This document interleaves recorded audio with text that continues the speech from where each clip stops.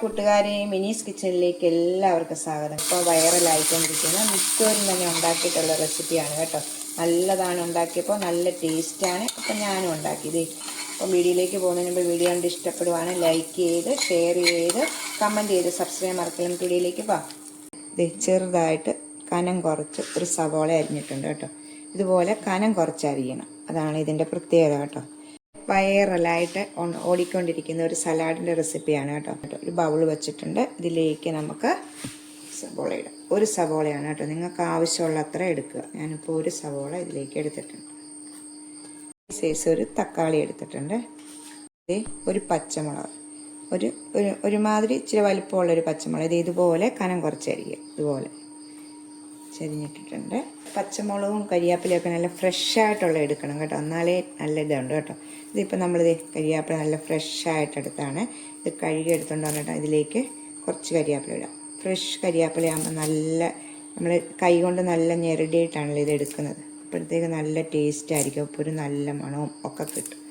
ഇതിലേക്ക് കുറച്ച് ഉപ്പിടാം. ഞാനിപ്പോൾ ഒരു 3/4 ടീസ്പൂൺ ഇടുന്നുണ്ട്. കഴിഞ്ഞ് നോക്കിയിട്ട് തൈര് ഒഴിച്ചിട്ട് നമുക്ക് ടേസ്റ്റ് നോക്കുമ്പോഴത്തേക്ക് ഉപ്പില്ലെങ്കിൽ കുറച്ചുകൂടി ഉപ്പ് ചെയ്യേണ്ടത്. കൈ കൊണ്ട് നല്ലവണ്ണം കഴുകിയിട്ട് ഇത് നല്ലവണ്ണം ഞെരടി നമുക്ക് നല്ല സോഫ്റ്റ് ആക്കണം കേട്ടോ. നിങ്ങൾ ഗ്ലൗസൊക്കെ ഇടുന്നവരാണെങ്കിൽ ഗ്ലൗസ് ഇട്ടിട്ടോ, അല്ലെങ്കിൽ ഇപ്പം ഞാൻ കൈ നല്ല വൃത്തിയായിട്ട് കഴുകിയതാണ് കേട്ടോ. അപ്പോൾ സബോളയൊക്കെ നല്ല സോഫ്റ്റ് ആകും കേട്ടോ. ഇതുപോലെ നല്ല ഞെരടി ഈ പച്ചമുളകും കരിയാപ്പിലയും ഒക്കെ ഞെരടി ഇതിലേക്ക് ചേർക്കണം. അതാണ് നമ്മുടെ കൈ കൊണ്ട് നല്ല ബലം എടുക്കണം കേട്ടോ.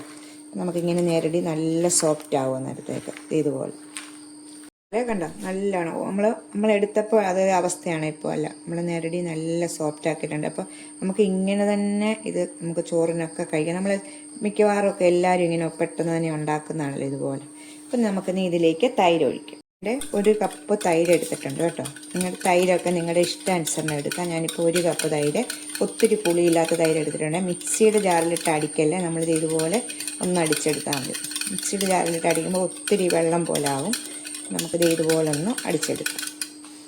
നമുക്കിത് ഇതിൽ സവോളയിലേക്ക് ഒഴിക്കും. ഇതൊന്ന് എല്ലാം കൂടി ഒന്ന് മിക്സ് ചെയ്തെടുക്കണേ.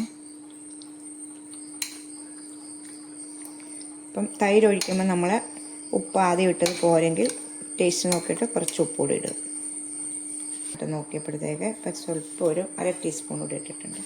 തൈരിന് പുളിയില്ലാതെ ഒത്തിരി പുളിയില്ല കൂടുതലുള്ളതും വേണം. രണ്ടിനും മധ്യത്തിൽ നിൽക്കുന്ന സൈസ് തൈര് എടുക്കണം നമ്മൾ കേട്ടോ, എന്നാലാണ് ഒരു ടേസ്റ്റ് കിട്ടുന്നത്. മിക്സ് ചെയ്തിട്ടുണ്ട്. ഇനി നമുക്കിതിനൊക്കെ ഒന്ന് താളിച്ചൊഴിക്കണം. അതാണ് ഈ കറിന് ഈ റെസിപ്പിക്ക് ടേസ്റ്റ് തരുന്നത് കേട്ടോ. വേണ്ടി ഇത് ഒരു പാൻ വെച്ചിട്ടുണ്ട്. ഇതിലേക്ക് നമുക്ക് വെളിച്ചെണ്ണ തന്നെ ഇതിന് ഉപയോഗിക്കണം കേട്ടോ. വെളിച്ചെണ്ണ ഒഴിക്കാം. വെളിച്ചെണ്ണ ഒഴിച്ചിട്ട് കടുകിടാം. നമുക്ക്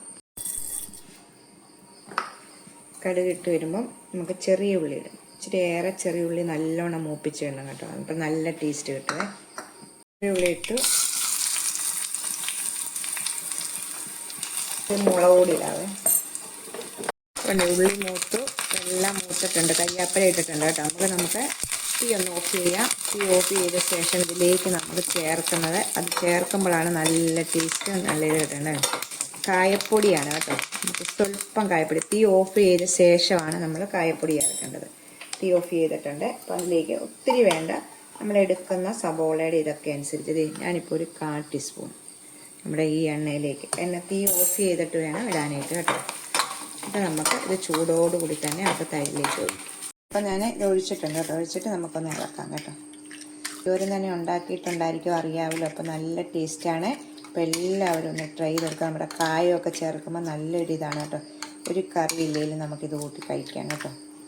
അപ്പോൾ നല്ല ടേസ്റ്റിൽ ഒരു സലാഡ് റെസിപ്പി ആയിട്ടുണ്ട്. അപ്പോൾ എല്ലാവരും ഒന്ന് ട്രൈ ചെയ്ത് നോക്കുക. അടുത്ത വീഡിയോ കാണാൻ. ടാറ്റാ.